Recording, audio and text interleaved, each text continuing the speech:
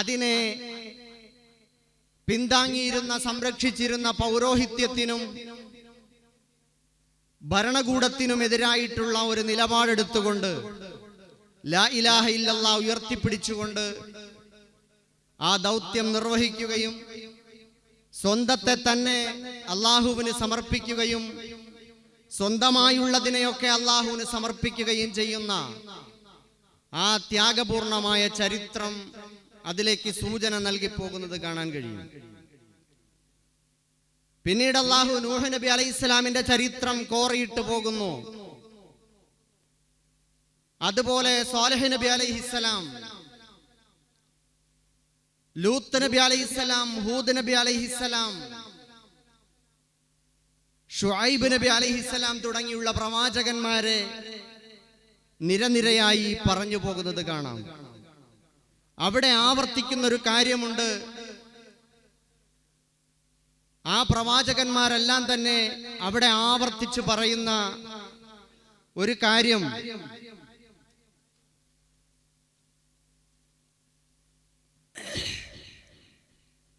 ഞങ്ങൾ അല്ലാഹുവിൽ നിന്നുള്ള ഇന്നി റസൂലുൻ അമീൻ,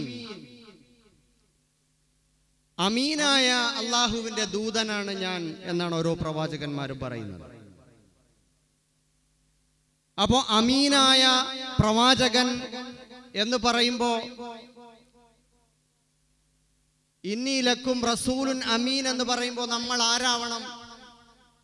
ആ പ്രവാചകന്മാരെ അനന്തരമെടുത്തവർ എന്ന നിലയിൽ മുഹമ്മദ് റസൂലുള്ളാഹി സ്വല്ലല്ലാഹു അലൈഹി വസല്ലം അവിടുത്തെ ചരിത്രം സ്ഥിരപ്രതിഷ്ഠ നേടിയതുപോലെ അൽ അമീനായി മാറണം.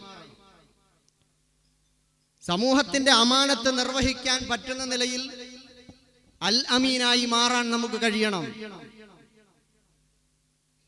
അതേപോലെ ഫത്തഖുല്ലാഹ വ അത്തിഊൻ, അല്ലാഹുവിനെ സൂക്ഷിക്കാൻ ജനങ്ങളോട് ആഹ്വാനം ചെയ്യുന്നതോടൊപ്പം എന്നെ അനുസരിക്കണമെന്ന് ജനങ്ങളോട് പറയുന്ന ആജ്ഞാശക്തിയുള്ള ഒരവസ്ഥ, ഒരു സ്വഭാവം ഉണ്ടാകണം. വമാ അസ്അലുക്കും മിൻ അജ്രിൻ ഇൻ അജ്രിയ ഇല്ലാ അലാ റബ്ബിൽ ആലമീൻ, ഞാൻ നിങ്ങളോട് ഒരു കൂലിയും ചോദിക്കുന്നില്ല, എൻ്റെ കൂലി പ്രപഞ്ചനാഥനായ പടച്ചവങ്കൽ നിന്നാണ് എന്ന് പറയുന്ന നിഷ്കാമ കർമ്മം, നിസ്വാർത്ഥമായ അർപ്പണപൂർണമായ പ്രവർത്തനം. പള്ളികളിൽ നിന്ന് വേതനം കൈപ്പറ്റണ്ട എന്നല്ല അതിന്റെ അർത്ഥം. എനിക്കെന്ത് കിട്ടും എന്ന് നോക്കിക്കൊണ്ട് മാത്രം ദീനീ പ്രവർത്തനം നിർവഹിക്കുന്ന ഒരവസ്ഥയിൽ നിന്ന് നമ്മൾ മോചിതരാവേണ്ടതുണ്ട്. എന്റെ കൂലി എന്റെ റബ്ബ് തരും എന്ന അർത്ഥത്തിൽ അള്ളാഹുവിന് വേണ്ടി നിസ്വാർത്ഥമായി നിർവഹിക്കാനുള്ള ഒരു വലിയ സേവന സന്നദ്ധത നമ്മളിൽ ഉണ്ടായി വരണം എന്നത് സൂചിപ്പിക്കുന്നുണ്ട്. അപ്പോ ഈ അർത്ഥത്തിലെല്ലാം ഓരോ പ്രവാചകന്മാരും അവരവരുടെ കാലങ്ങളിൽ ആ പ്രവർത്തനങ്ങൾ നിർവഹിച്ചിട്ടുണ്ട്. പക്ഷേ ഓരോ കാലത്തെയും പ്രവാചകന്മാരുടെ സമൂഹത്തിൽ വ്യത്യസ്ത തരത്തിലുള്ള പ്രശ്നങ്ങളാണ്, മുഖ്യ പ്രശ്നങ്ങളാണ് ഉണ്ടായിരുന്നത്. ആ മുഖ്യ പ്രശ്നങ്ങൾക്കാണ് ആ പ്രവാചകന്മാർ ഊന്നൽ നൽകിയിട്ടുള്ളത് എന്ന് കാണാൻ കഴിയും. നൂഹ് നബി അലൈഹിസ്സലാത്തു വസ്സലാമിന്റെ കാലഘട്ടം, ഇബ്രാഹിം നബി അലൈഹിസ്സലാമിന്റെ കാലം, അതേപോലെ മൂസാ നബി അലൈഹിസ്സലാമിന്റെ കാലം, ഇവിടെയൊക്കെ വ്യത്യസ്തതകൾ കാണാം. ഒരു ഏകാധിപതിയായ ഒരു ഭരണാധിപൻ ഇസ്രായേലി ജനവിഭാഗത്തെ അടിച്ചമർത്തി സ്വാതന്ത്ര്യം നിഷേധിച്ച് മുമ്പോട്ട് പോകുമ്പോ അല്ലാഹു സുബ്ഹാനഹു വ തആല മൂസാ നബി അലൈഹിസ്സലാമിനെ ലാ ഇലാഹ ഇല്ലല്ലാഹ് മൂസാ റസൂലുള്ളാഹ് എന്ന് പറഞ്ഞിട്ട് നിയോഗിക്കുമ്പോ ആ ജനങ്ങളെ മോചിപ്പിക്കാനാണ് മുഖ്യ ഊന്നൽ നൽകുന്നത്. അതുപോലെ തന്നെയാണ് മറ്റു പ്രവാചകന്മാർ. ഷുഐബ് നബി അലൈഹിസ്സലാത്തു വസ്സലാമിന്റെ കാലഘട്ടത്തിൽ അവിടെ സാമ്പത്തികമായ ഉച്ചനീചത്വങ്ങൾ, അളവിലും തൂക്കത്തിലും കൃത്രിമം കമ്പോളത്തിൽ വമ്പിച്ച ക്രമക്കേടുകൾ ഉണ്ടാകുമ്പോ ആ പ്രവാചകൻ ഇടപെടുന്ന മുഖ്യ പ്രശ്നം അതായി മാറുന്നു.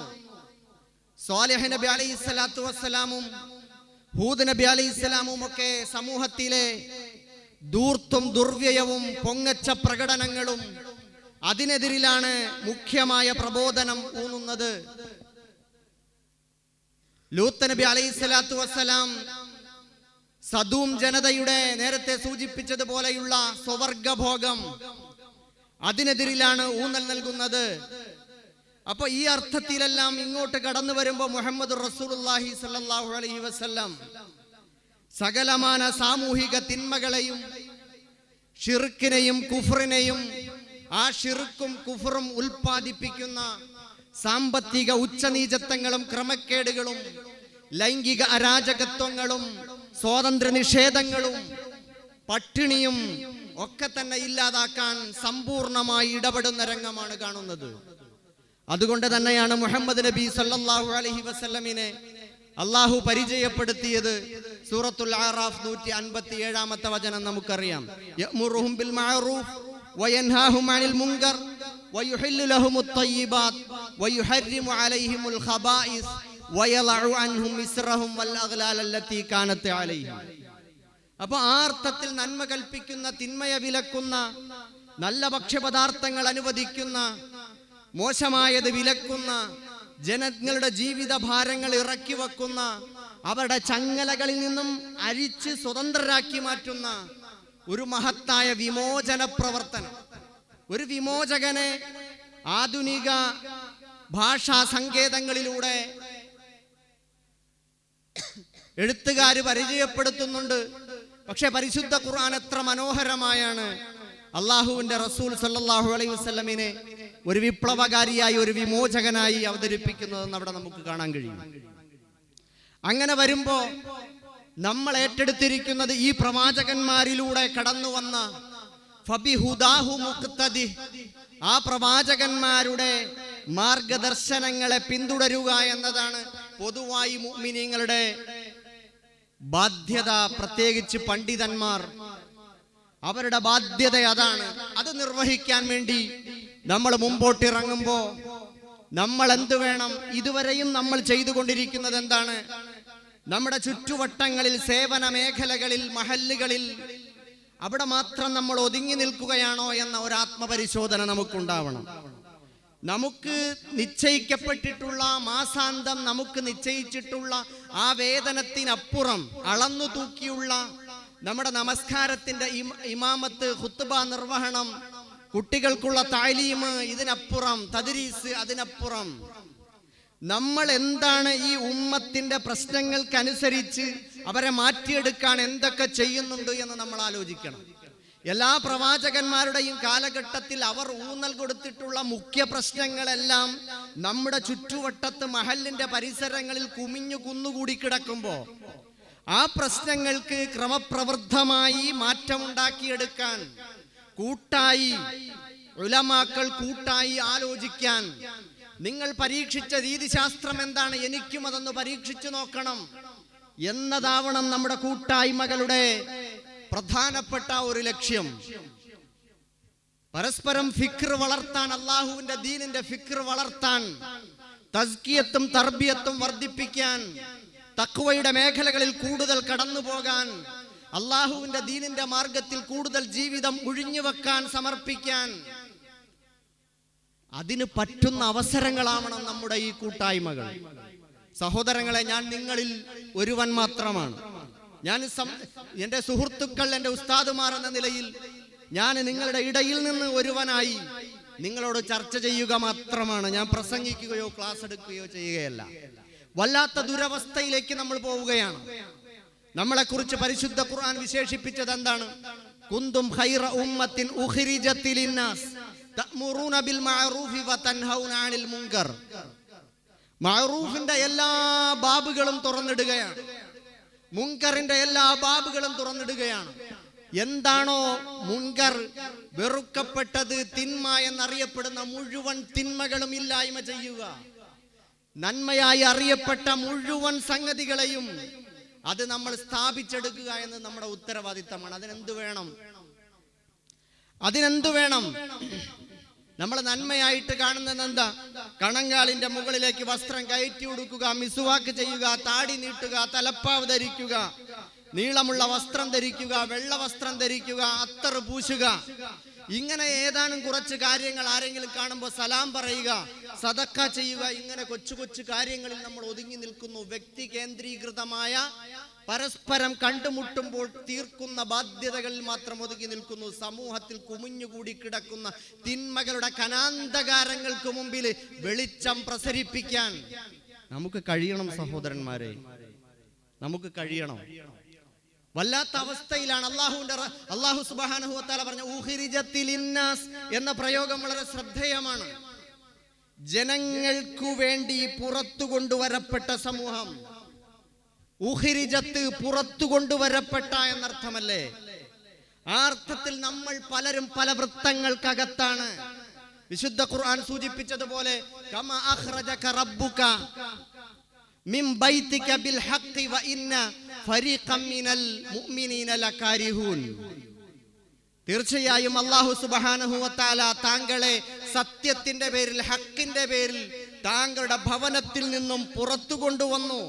മുഅ്മിനീങ്ങൾക്ക് പക്ഷേ ഇത് വല്ലാത്ത വൈമുഖ്യമുണ്ടാക്കുന്ന കാര്യമാണ്. അതെ, അവനവന്റെ വീട് വിട്ടുപോവുക, തട്ടകം വിട്ടുപോയി പ്രവർത്തിക്കുക, സേവനം ചെയ്യുക, നന്മ കൽപ്പിക്കുക, തിന്മ വിലക്കുക, നന്മ സ്ഥാപിക്കുക, തിന്മയെ വിഭാടനം ചെയ്യുക, അതിനുവേണ്ടിയുള്ള അജണ്ടകൾ ഉണ്ടാക്കി പ്രവർത്തിക്കുക. ഇതൊക്കെ ആളുകൾക്ക് അവരുടെ തട്ടകം വിട്ടു പോവുക എന്നത്, അല്ലെങ്കിൽ അവരുടെ ഭവനത്തിന്റെ ആ സുഖാസ്വാദനത്തിന്റെ സൗകര്യത്തിന്റെ മേഖലകൾക്കപ്പുറത്തേക്ക് പോയി സുഖങ്ങളും സൗകര്യങ്ങളും കുറച്ചുകൊണ്ട് യാത്ര ചെയ്യുക, പോവുക, വരിക, ബുദ്ധിമുട്ടുകൾ അനുഭവിക്കുക എന്നൊക്കെ പറയുന്നത് പ്രയാസമുള്ള കാര്യമാണ്. അതുകൊണ്ട് ഉമ്മത്തിന്, ജനങ്ങൾക്ക് വേണ്ടിയുള്ള ഒരു ഉമ്മത്തായി ഒരു ഉമ്മത്തുണ്ടാവണമെങ്കിൽ ഉലമാക്കൾ രംഗത്തിറങ്ങണം. അതിനെന്ത് വേണം? നമ്മുടെ വീടിന്റെ നമ്മൾ, ഞാൻ എന്ന് പറയുന്ന ഒരു വൃത്തം നമുക്കുണ്ട്.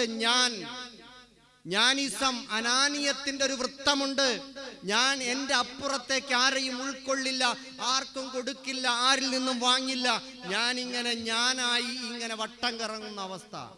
പിന്നെ എൻ്റെ ഭാര്യയും മക്കളും എന്ന എൻ്റെ ആ ഒരു സ്വാർത്ഥതയുടെ ആ കുടുംബത്തിന്റെ വൃത്തം, പിന്നെ എൻ്റെ മഹല്ല് എന്ന വൃത്തം, ഇങ്ങനെ എൻ്റെ സംഘടന എന്ന വൃത്തം.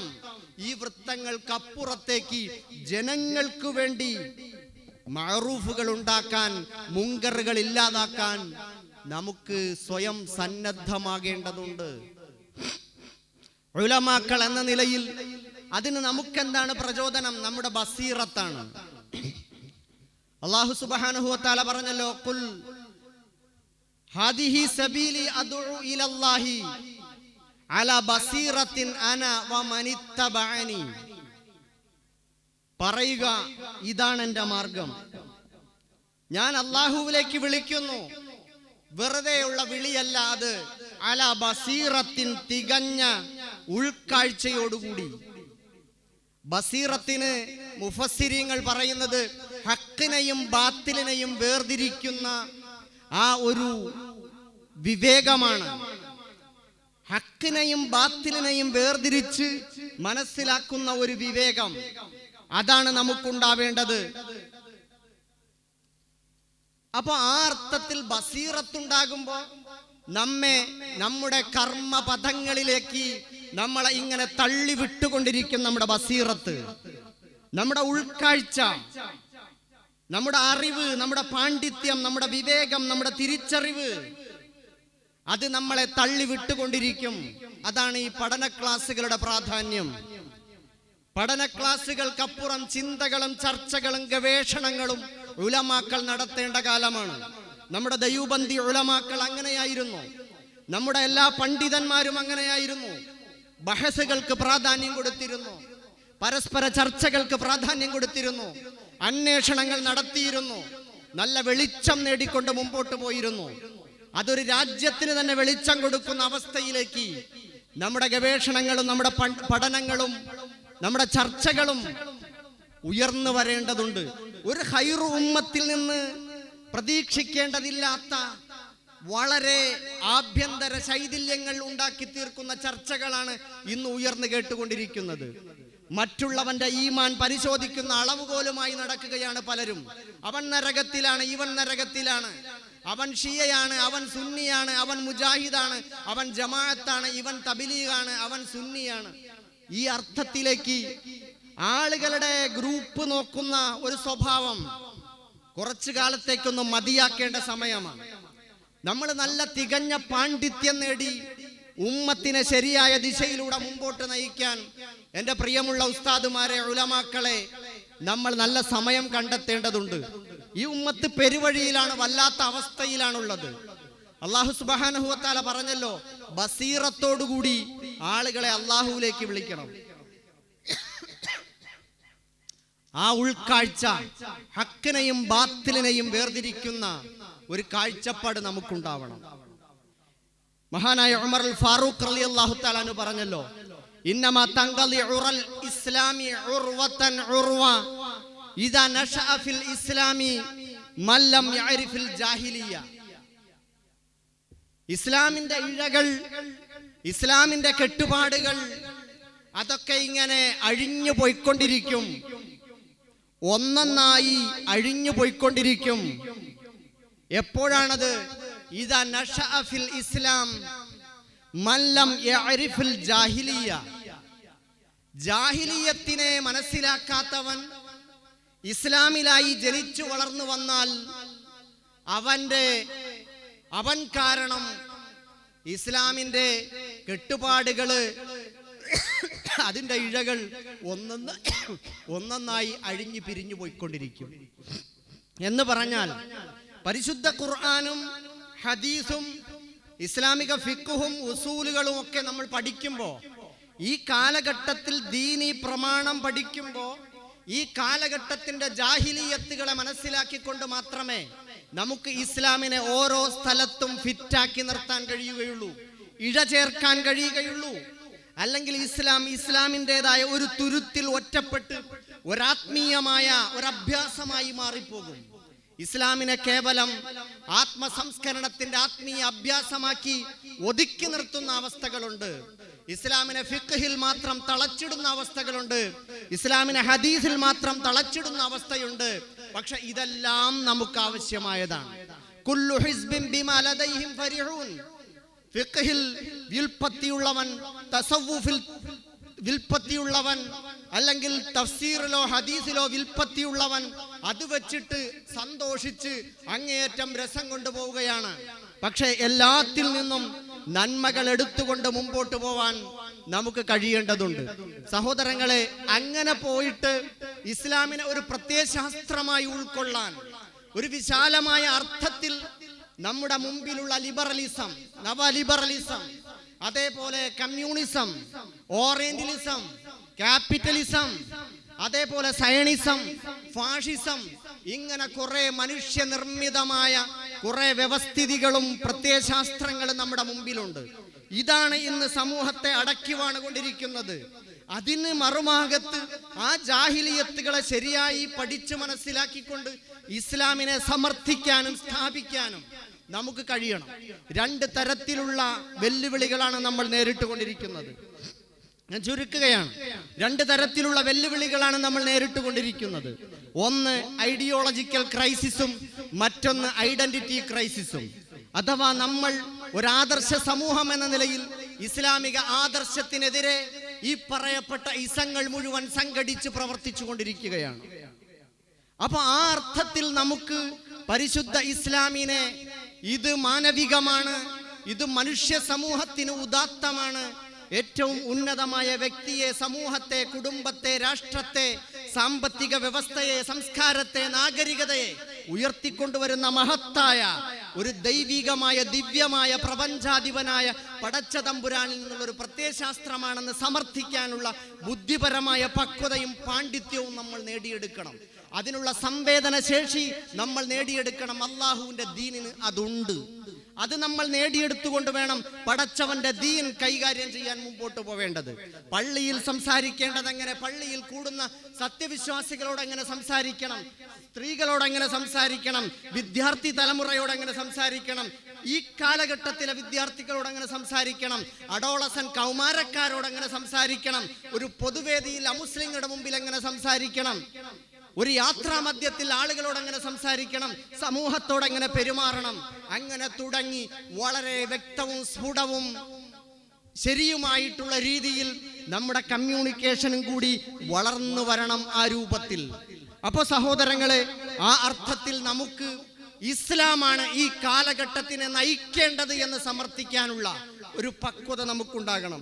നിങ്ങൾ ആലോചിച്ച് നോക്കി, ഇവിടെ ലിബറലിസത്തെ കുറിച്ച് അല്ലെങ്കിൽ ജെൻഡർ ന്യൂട്രാലിറ്റിയെ കുറിച്ച് നമ്മുടെ ഏതെങ്കിലും മീഡിയകളിൽ ചാനലുകളിൽ ഒരു ചർച്ച നടന്നാൽ നമ്മുടെ കൂട്ടത്തിൽ എത്ര നദിവിമാർ, എത്ര കാസിമിമാർ, എത്ര ബാക്കവിമാരുണ്ടാകും ഞാൻ റെഡിയാണെന്ന് പറയാൻ സമ്മതിക്കാൻ? ആരാണ് മറുഭാഗത്തിരിക്കുന്നത് എനിക്ക് പ്രശ്നമല്ലെന്ന് പറയാൻ നമുക്ക് എന്തുകൊണ്ട് കഴിയുന്നില്ല? വടക്കൻ മേഖലകളിൽ തമ്മിൽ പോര് നടത്തുന്ന, ആഭ്യന്തര ശൈഥില്യമുണ്ടാക്കുന്ന മുസ്ലിം പണ്ഡിത സംഘടനകൾ ഉണ്ടെങ്കിലും അവരുടെ വിദ്യാഭ്യാസ സ്ഥാപനങ്ങളിൽ നിന്ന് ഇപ്പോൾ അവർ അതിനൊക്കെ തന്നെ പക്വത നേടി വന്നുകൊണ്ടിരിക്കുകയാണ്. പക്ഷെ നമ്മൾ അവരെ കുറ്റം പറയുന്നുണ്ടായിരുന്നെങ്കിലും പക്ഷേ നമ്മൾ ഇപ്പോഴും പുറകോട്ട് പോയിക്കൊണ്ടിരിക്കുകയാണ്. അതുകൊണ്ട് നമ്മുടെയൊക്കെ പുതിയ തലമുറയിൽ വളർന്നു വരുന്ന, നമ്മുടെ ദർസുകളിൽ, അറബിക് കോളേജുകളിൽ, കലാലയങ്ങളിൽ വളർന്നു വരുന്ന പുതിയ തലമുറയ്ക്ക് ഇസ്ലാമിനെ എടുത്തുയർത്താൻ ഞാനൊരു മുസ്ലിമാണ്, വമൻ അഹ്സനു ഖൗലൻ മിമ്മൻ ദഅ ഇലല്ലാഹ് വഅമില സാലിഹൻ വഖാല ഇന്നനി മിനൽ മുസ്ലിമീൻ എന്ന ആത്മാഭിമാനത്തോടെ നെഞ്ചു വിരിച്ച് പറയാൻ പറ്റുന്ന ആൺകുട്ടികളെയും പെൺകുട്ടികളെയും സൃഷ്ടിച്ചു വിടാൻ നമുക്കാണ് ബാധ്യതയുള്ളത്. മദ്രസകളിൽ നിന്ന് പഠിച്ചു പോകുന്ന കുട്ടികൾ കേവലം അവർ മദ്രസകളിൽ ചൊല്ലിപ്പഠിക്കുകയാണ്, നിസ്കാരത്തിന്റെ ഫർളും ഷർത്തും സുന്നത്തും പഠിക്കുന്നു. അതുപോലെ അള്ളാഹുവിന്റെ വാജിബും ജായിസും മുസ്തഹീലുമായ സിഫത്തുകൾ പഠിക്കുന്നു. പിന്നെ അള്ളാഹുവിനെ പറ്റി പഠിപ്പിക്കുന്നത് തന്നെ ഇൽമുൽ കലാമിന്റെ ഒരു സ്റ്റൈലിലാണ് പലപ്പോഴും ഉള്ളത്. കുട്ടികൾക്ക് പലതും അറിയില്ല, ഈമാൻ തന്നെ അവരുടെ മനസ്സിൽ യഖീനാവുന്നില്ല, ഉറയ്ക്കുന്നില്ല, ദൃഢപ്പെടുന്നില്ല, സ്വഭാവം രൂപീകരിക്കപ്പെടുന്നില്ല. അവരാണ് കലാലയങ്ങളിലേക്ക് പോകുമ്പോൾ അവരോട് സത്യത്തിൽ എടി പടച്ചോനുണ്ടോ എന്ന് ചോദിച്ചാൽ അവൾ പറയും പടച്ചോനുണ്ടോ എന്ന് ഞാനും ആലോചിച്ചുകൊണ്ടിരിക്കുകയാണ്. ആൺകുട്ടിയോട് ചോദിക്കണം, എടാ ഇതൊക്കെ നിങ്ങളെ പറഞ്ഞ് പുരോഹിതന്മാർ പറ്റിച്ചതല്ലേ, ദൈവമുണ്ടോ യഥാർത്ഥത്തിൽ? ഇല്ലെന്ന് പറയാനായിരിക്കും അവന്റെ മനസ്സ് നാണിച്ചു നിൽക്കുന്നത്. അതിനുവേണ്ടിയായിരിക്കും മനസ്സ് അങ്ങനെ കാത്തു നിൽക്കുന്നത്. അതേപോലെ അവിടെ ഒരു സദാചാര ബോധവുമില്ല. കാരണം കുട്ടികളോട് തലമറയ്ക്കാൻ പറഞ്ഞാൽ അവർ മറയ്ക്കും, പർദ്ദ ഇടാൻ പറഞ്ഞാൽ ഇടും, തൊപ്പി വെക്കാൻ പറഞ്ഞാൽ ഇടും, നിസ്കരിക്കാൻ പറഞ്ഞാലും കേൾക്കും. എപ്പോൾ? ഈ കൽപ്പനകൾ നടത്തി വിജയിപ്പിക്കുന്ന ഒരു കാലഘട്ടത്തിൽ ആ കുട്ടികൾ ഒരു പൗരനായി, പൗരയായി മാറുമ്പോൾ അവിടെ സ്വന്തമായി ചിന്തിക്കാൻ ശേഷിയുള്ള ഒരു പ്രായത്തിൽ അവർക്കത് സാധിക്കൂല. അവർ സ്വന്തമായി ചിന്തിക്കും. ആ ചിന്തിക്കുന്ന പ്രായത്തിൽ മദ്രസയിൽ നിന്ന് പഠിച്ചത് ഇസ്ലാം ഒരാദർശമായിട്ട് അവർക്ക് കിട്ടിയിട്ടുണ്ടോ? ഇത് ഹക്കാണ് എന്ന് അവന് ബോധ്യപ്പെട്ടിട്ടുണ്ടോ? ഇസ്ലാമിന്റെ സംസ്കാരം, സദാചാരം ഇതേറ്റവും ഉന്നതമാണ് എന്ന് ആ കുട്ടിക്ക് നമുക്ക് ബോധ്യപ്പെടുത്തി കൊടുക്കാൻ കഴിഞ്ഞിട്ടുണ്ടോ? ഇസ്ലാമിനെതിരെ ഉന്നയിക്കുന്ന മുഴുവൻ ചോദ്യ ശരങ്ങൾക്ക് മുമ്പിലും അഭിമാനത്തോടു കൂടി മറുപടി പറയാൻ ആ കുട്ടിയുടെ ഭാഷയിൽ പറഞ്ഞു കൊടുക്കാൻ നമുക്ക് കഴിഞ്ഞിട്ടുണ്ടോ? അങ്ങനെയൊക്കെ വളർന്നു വരുന്ന ഒരു തലമുറ ഇവിടെ ഉണ്ടാവണം. അങ്ങനെ ആത്മാഭിമാനത്തോടെ വളർന്നു വരണം ഉലമാക്കൾ. ആ അർത്ഥത്തിൽ ഇസ്ലാമിനെ പ്രതിനിധാനം ചെയ്യാൻ ഉള്ള കരുത്തും ശേഷിയും പാണ്ഡിത്യവും വിശാലതയും അതിനുള്ള ഒരു ഈമാനികവും തഖ്വാപരവുമായ തോക്കത്തും നമ്മൾ നേടിയെടുക്കേണ്ടതുണ്ട് സഹോദരന്മാരെ. വളരെ പുറകിലായിക്കൊണ്ടിരിക്കുകയാണ് നമ്മൾ. മറ്റൊന്ന് എന്ന് പറയുന്നത്, നമ്മൾ നേരിടുന്ന ഏറ്റവും വലിയ പ്രശ്നം ഐഡന്റിറ്റി ക്രൈസിസ് ആണ്. മുസ്ലിം ഉമ്മത്ത് എന്ന നിലയിൽ അല്ലാഹു സുബ്ഹാനഹു വ തആല രണ്ട് തരം ദിഫാകളെ കുറിച്ച് പറഞ്ഞല്ലോ. ഇദ്ഫഅ ബില്ലത്തി ഹിയ അഹ്സൻ, ഏറ്റവും നല്ല രൂപേണ നിങ്ങൾ അവരുമായി സംവദിക്കുക എന്നാണ്. ഫഇദല്ലദി ബൈനക വബൈനഹു അദാവത്തുൻ കഅന്നഹു വലിയ്യുൻ ഹമീം. അങ്ങനെ ഇസ്ലാമിനെ തെറ്റിദ്ധരിപ്പിക്കുന്ന, അജ്ഞത മുഖേന മാറി നടക്കുന്ന ആളുകളോട് വളരെ സഭ്യമായി, മാന്യമായി, ബുദ്ധിപരമായി ഇസ്ലാമിനെ സംവദിച്ച് ബോധ്യപ്പെടുത്തിയാൽ അവരത് ഉൾക്കൊള്ളാനും നല്ല നിലയിൽ വരാനും തയ്യാറാകും. ശത്രുത പ്രഖ്യാപിച്ചവനെ അവൻ നന്നാവൂല എന്ന് സൂറത്തുൽ ബഖറയിലെ തുടക്കത്തിൽ തന്നെ പറയുന്നുണ്ടല്ലോ. സവാഉൻ അലൈഹിം അൻദർതഹും അം ലം തുൻദിർഹും ലാ യുമിനൂൻ. അവനെ നമുക്ക് വിടാം. മറ്റൊരു ദിഫാ ഉണ്ട്, വലൗല ദഫ്ഉല്ലാഹിന്നാസ ബഅലഹും ബിബഅലിൻ ലഹുദ്ദിമത് സവാമിഉ വബിയഉ വസലവാത് വമസാജിദു യുസ്കറു ഫീഹാ ഇസ്മുല്ലാഹി കസീർ. പരിശുദ്ധ ഖുർആൻ പറഞ്ഞല്ലോ, നമ്മൾ ഇന്ന് നേരിടുന്ന, നമ്മൾ ജീവിച്ചുകൊണ്ടിരിക്കുന്ന ഈ അന്തരീക്ഷത്തിൽ ജനകീയമായ ജനാധിപത്യപരമായ പ്രതിരോധങ്ങളുടെ ഒരു കാലമായിരിക്കുകയാണ്. അവിടെ നമുക്ക് ഉലമാക്കൾക്ക് ദൗത്യമുണ്ട്. അതെല്ലാം അല്ലാഹു സുബ്ഹാനഹു വ തആല നോക്കിക്കോളും എന്ന് പറഞ്ഞാൽ അങ്ങനെയാണോ അല്ലാഹു പഠിപ്പിച്ചത്? നമ്മൾ ചെയ്യേണ്ടത് നമ്മൾ ചെയ്യണ്ടേ? അത് കുടുംബകാര്യത്തിൽ നമ്മൾ ചെയ്യാൻ നമ്മളോട് പറഞ്ഞിട്ടില്ലേ? ഉപജീവന മാർഗത്തിൽ അധ്വാനിക്കാൻ പറഞ്ഞിട്ടില്ലേ? ഇതുപോലെ തന്നെയാണ് അല്ലാഹുവിന്റെ എല്ലാ മേഖലകളിലുമുള്ള സഹായം. ഇന്നല്ലാഹ യുദാഫിഉ അനില്ലദീന ആമനു ഇന്നല്ലാഹ ലാ യുഹിബ്ബു കുല്ല ഖവ്വാനിൻ കഫൂർ. ഉലമാക്കളാണ്, ഞാൻ ആയത്തോന്നുന്നില്ല. അള്ളാഹു പ്രതിരോധിക്കുമെന്ന് പറഞ്ഞിട്ട് അള്ളാഹ് എന്താ പറഞ്ഞത്? അതിനുള്ള മാർഗമാണ് അള്ളാഹു പറയുന്നത്. ഉദിന ലില്ലദീന യുഖാതലൂന ബിഅന്നഹും ളുലിമു വഇന്നല്ലാഹ അലാ നസ്രിഹിം ലഖദീർ. അള്ളാഹ് സഹായിക്കാൻ കഴിവുള്ളവനാണ്. പക്ഷേ മാർഗം അത് ദിഫായിലൂടെയാണ്. അപ്പൊ ആ അർത്ഥത്തിൽ ബിഅന്നഹും ളുലിമു എന്ന നിലയിൽ ദിഫായിന് തയ്യാറായാൽ ഇന്നല്ലാഹ ലഖവിയ്യുൻ അസീസ്, അല്ലാഹ് ശക്തനാണ്, പ്രതാപിയാണ്. ഇന്നല്ലാഹ അലാ നസ്രിഹിം ലഖദീർ, സഹായിക്കാൻ കഴിവുള്ളവനാണ്. നമ്മൾ നോക്കിയിരുന്നിട്ടല്ല അല്ലാഹ് സഹായിച്ചോളൂ എന്ന് പറഞ്ഞാൽ സഹായിക്കൂല. ഞാൻ പറഞ്ഞു വരുന്നത് ചരിത്രമാണ്, ഞാൻ പറഞ്ഞു വരുന്നത് നമ്മുടെ ദൗത്യമാണ്. നമ്മുടെ ഉലമാക്കൾ ആ മേഖലയിൽ എന്ത് ചെയ്തു എന്ന്. നമ്മുടെ മഹാന്മാരായ ഷാ വലിയുല്ലാഹി ദഹ്ലവി റഹിമഹുല്ല മുതൽ ഇങ്ങോട്ട് അദ്ദേഹത്തിന്റെ മകൻ ഷാ അബ്ദുൽ അസീസ് ദഹ്ലവി റഹിമഹുല്ല, അതുപോലെ ഷാ ഇസ്മായിൽ ഷഹീദ് റഹിമഹുല്ല, അതേപോലെ സയ്യിദ് അഹമ്മദ് ഷഹീദ് റഹിമഹുല്ല, മൗലാന മഹ്മൂദുൽ ഹസൻ ദയൂബന്ദി, ഇങ്ങോട്ട് തുടങ്ങി നമ്മുടെ ദയൂബന്ദി ഉലമാക്കൾ, ലക്ഷക്കണക്കിന് വരുന്ന ഉലമാക്കൾ, പ്രസിദ്ധരും അപ്രസിദ്ധരുമായിട്ടുള്ള ലക്ഷക്കണക്കിന് വരുന്ന ഉലമാക്കൾ ഒരു രാജ്യത്തിന്റെ സ്വാതന്ത്ര്യത്തിന് വേണ്ടി അർപ്പിച്ചിട്ടുള്ള ത്യാഗവും അവർ കൊടുത്തൊരു ഫത്വയും ഉണ്ട്. ഇതുപോലെ തന്നെ നമ്മുടെ കേരളത്തിൽ നോക്കിയാലും ഷെയ്ഖ് സൈനുദ്ദീൻ മഖ്ദൂം റഹിമഹുല്ല ഒന്നാമൻ, അദ്ദേഹത്തിന്റെ തഹരീലു അഹ്ലിൽ ഈമാൻ അലാ ജിഹാദി അബദത്തി സുൽബാൻ. ഷെയ്ഖ് സൈനുദ്ദീൻ മഖ്ദൂം രണ്ടാമന്റെ തുഹ്ഫത്തുൽ മുജാഹിദീൻ, അതേപോലെ മമ്പുറം സൈദലവി തങ്ങളുടെ അസ്സൈഫുൽ ബത്താർ അലാ മൻ യുവാലിൽ കുഫാർ, അതുപോലെ മമ്പുറം ഫസൽ പൂക്കോയ തങ്ങളുടെ ഉദ്ദത്തുൽ ഉമറാഇ വൽ ഹുക്കാം ലിഇഹാനത്തിൽ കഫറത്തി വഅബദത്തി സുൽബാൻ, ഖാലി മുഹമ്മദിന്റെ ഫത്ഹുൽ മുബീൻ, ആമിനുമ്മാന്റെ അകത്ത് പരീക്കുട്ടി മുസ്ലിയാരുടെ മുഹിമ്മാത്തുൽ മുഅ്മിനീൻ, ഇങ്ങനെ തുടങ്ങിയിട്ടുള്ള നിരവധി ഗ്രന്ഥങ്ങൾ. ഇതൊക്കെ തന്നെ ഒരു കാലഘട്ടത്തിൽ നമ്മുടെ നാട്ടിലേക്ക് അധിനിവേശ ശക്തികൾ കടന്നു വന്നപ്പോ 4 നൂറ്റാണ്ടിലധികം പോരാട്ടത്തിന് പ്രേരിപ്പിച്ചത് ഈ ഫത്വകളാണ്. ഇന്നും നമ്മുടെ ഫത്ഹുൽ മുബീൻ, ഫത്ഹുൽ മുഈനിലും തുഹ്ഫയിലും ഒക്കെ തന്നെയുള്ള, അല്ലെങ്കിൽ ഇതര മദ്ഹബിന്റെ ഗ്രന്ഥങ്ങളിലും ഒക്കെയുള്ള, ഇങ്ങോട്ട് കടന്നു വന്നാൽ അങ്ങോട്ട് ചെറുക്കണം എന്ന് പറയുന്നതിന് യാതൊരു നിബന്ധനകളുമില്ല. അത് നമ്മുടെ ബാധ്യതയാണ്. ഉലമാക്കൾക്കിടയിൽ അഭിപ്രായ വ്യത്യാസമുള്ള കാര്യമല്ല. അപ്പൊ ആ അർത്ഥത്തിൽ നമ്മൾ ജീവിക്കുന്ന ഒരു പ്രദേശത്ത് അങ്ങനെ ഇൻ ദഖലുൽ കുഫാർ ബൽദത്തൻ ലനാ തഅയ്യന അൽ ജിഹാദു അലാ അഹ്ലിഹാ അയതഅയ്യനു അലാ അഹ്ലിഹാ അദ്ദഫു ബിമാ അംകനഹും വലിദ്ദഫഇ മർതബതാൻ യഹ്ദാഹുമാ അൻ യഹ്തമിലൽ ഹാലു ഇജ്തിമാഉഹും വതഅഹ്ബുഹും ലിൽ ഹർബി ഫവജബ അദ്ദഫഉ അലാ കുല്ലി മിൻഹും ബിമാ യഖ്ദിറു അലൈഹി ഹത്താ അലാ മൻ ലാ യൽസമുഹുൽ ജിഹാദ് നഹ്വ ഫഖീരിൻ വവലദിൻ വമദീനിൻ വഅബ്ദിൻ വംറഅത്തിൻ ഫീഹാ ഖുവ്വ ബിലാ ഇദ്നി മിമ്മൻ മറ. ഇങ്ങനെയൊക്കെ ഒരുപാട് ഉദ്ധരണികൾ നമുക്ക് കാണാൻ പറ്റും. ഇവിടെ ഒന്നും നമുക്ക് ഒരു ഖിലാഫുള്ള കാര്യങ്ങളല്ല.